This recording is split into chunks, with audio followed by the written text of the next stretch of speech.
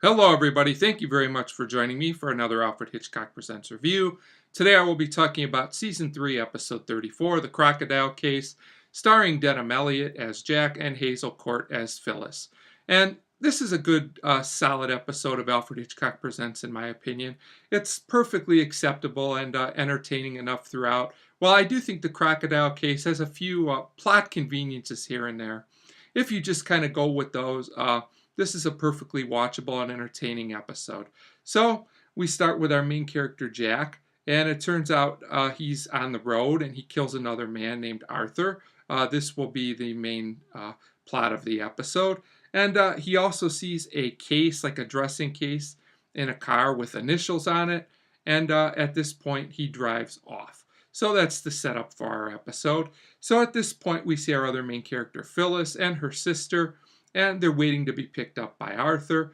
But instead, Jack shows up at like some kind of club or bar or something like that. People are dancing there. So basically, Jack shows up. He takes Phyllis home.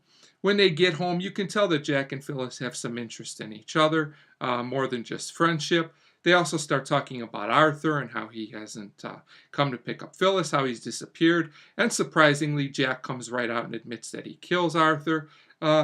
Phyllis is pretty shocked about this and a little bit upset, but she gets over it rather quickly, I have to say, when Jack basically convinces Phyllis that he did this for her so that they can be together.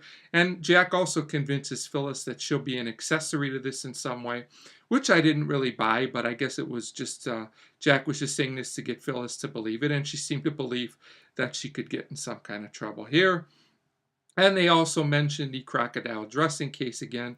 It seems like Phyllis just can't let this go. There'll be more on that throughout the episode. So the police come over and tell Phyllis what happened, that her husband's a goner, basically. Phyllis acts pretty upset about this, shocked. She tells the whole story of everything that happened. Jack adds to the story. Of course, they leave out the part where Jack killed Arthur, but everything else seems to be on the up and up, which seems like a smart move at the time. And the missing case is brought up once again. So at this point, Jack is keeping his distance from Phyllis, after the case is ruled a murder, but the police can't figure out who did it. Phyllis is upset about this, of course. She gets impatient. So she arranges a meeting between the two that Jack didn't know about. She definitely wants them to get married, though. So some time passes in the episode. I'm not sure exactly how much time, but they do get married, Jack and Phyllis. And they seem to be getting along okay, except that Phyllis is still worried about this case. And Jack is upset about this, which causes an argument. Now, here's the part of the plot I don't totally buy into. Being the kind of person that Phyllis has been throughout the episode, it's kind of hard to believe based on how she felt about Arthur that she's still so worried about this case. But others might find it to their satisfaction. You gotta just kind of go with it. It's important to the plot. So Jack has this idea. He decides he's going to buy Phyllis a new dressing case, but she says it's not the same as the old one. At this point, neither character, Jack or Phyllis, is all that likable, really.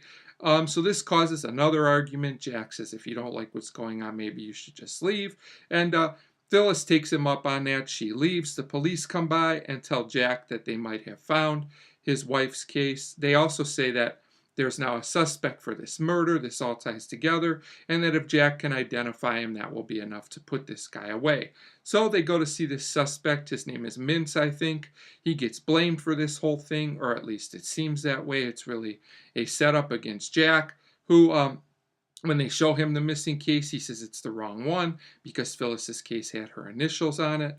But then the police pull out the right case, and it turns out that Phyllis didn't even know the initials were there because they were put on the case by Arthur that very same day. So the only way Jack could have known about them is if he was the real killer. So a decent twist, if a bit typical. Basically, Jack helped do himself in. Like I said, just kind of a pretty conventional episode, but it's done well. The writing is solid for the most part. The acting is solid for the most part. It's not like a great episode, but it's a very entertaining, watchable episode, which I enjoyed. And I'm going to give The Crocodile Case a 3 out of 5. And I do recommend this episode for fans of the show. It's at least an episode worthy of a one-time watch, in my opinion. So 3 out of 5 for The Crocodile Case. And as always, thank you very much for watching.